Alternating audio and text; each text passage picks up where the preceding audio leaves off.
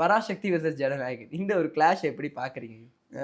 Expected கிளாஷ்ன்றதை விட clash கண்டிப்பாக இருக்குது. ஓகே. ஓகே, அதில் டவுட்டே இல்லை. என்ன காரணம்னா, பராசக்தி டீம் ஏற்கனவே சொல்லிட்டாங்க நாங்கள் வந்து பொங்கலுக்கு வரேன்னு சொல்லிட்டு. இவங்க அக்டோபர் வரவங்க வந்து ஜனவரி போஸ்ட்போன் பண்ணிட்டாங்க. இப்போ வந்து இந்த கிளாஷை தவிர்க்கவே முடியாது. இந்த பொங்கலுக்கு வந்து தான் ஆகணும். 2 படமும் வந்து தான் ஆகணும். இப்போ ஜென்ரலாகவே பார்த்தீங்கன்னா, பொங்கல் மாதிரி ஒரு 10 நாள் 12 நாள் லீவ் இருக்கும்போது 9ஆம் தேதி ரிலீஸ் ஆகும்போது படம் 19 வரையும் லீவு. அப்போ 10 நாள் கிட்டத்தட்ட வந்து நம்மளுக்கு ஒரு பிரேக் மாதிரி தான் இருக்குது. அப்போ அந்த பிரேக் மாதிரி இருக்கிறதுல 2 படம் வரலாம். ஒரு படம் மட்டும் தான் வந்ததுன்னா நம்மளுக்கு ஆடியன்ஸ்க்கே டிசப்பாயிண்ட் ஆகிடும். ஏன்னா ஆடியன்ஸ்க்கு என்னன்னா 10 நாள் பொங்கலுக்கு ஒரு படம் தானே, அவ்வளோதான். ஒரு படம் பார்த்துட்டா அதே படத்தை போய் 2வது தடவை உட்காந்து பார்க்க முடியாது. அப்போ நம்ம 2வது ஒரு படம் வந்ததுன்னா நல்ல விஷயம் தானே. அந்த வகையில் 2 படம் வர்றது இண்டஸ்ட்ரிக்கு நல்லது. ஏன்னா 2 முக்கியமான படம் வந்து இண்டஸ்ட்ரி வந்து பெரிய லெவலில் கலெக்ஷன் பண்ண முடியும். பொங்கலுக்கு இந்த மாதிரி 2 படம் வந்த படங்கள் எல்லாமே 2 படங்களும் வெற்றி.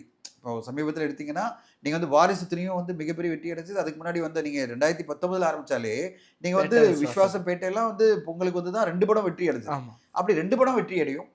என்ன ஒன்றே ஒன்று தான், 2 படமும் வந்து இண்டஸ்ட்ரிட்டாக மாற முடியாது. ஏன்னா இண்டஸ்ட்ரிட்டாக மாறணும்னா ஒரு படம் வந்து பெருசாக சோலோவாக ரிலீஸ் ஆனால் தான் இண்டஸ்ட்ரிட்டாக மாற முடியும். அப்போ 2 படமும் வந்து டிவைட் ஆகும். எவ்வளோ வசூல் இருக்கோ, இப்போ 2 படத்துக்கான வசூல் வந்து 60-40 மாறலாம், 50-50 மாறலாம், 70-30 மாறலாம். அதாவது 500 கோடி பண்ணது வச்சிங்களேன் அந்த பீரியடில் 70% அந்த படத்துக்கு போகும், 30% இந்த படத்துக்கு போகும்.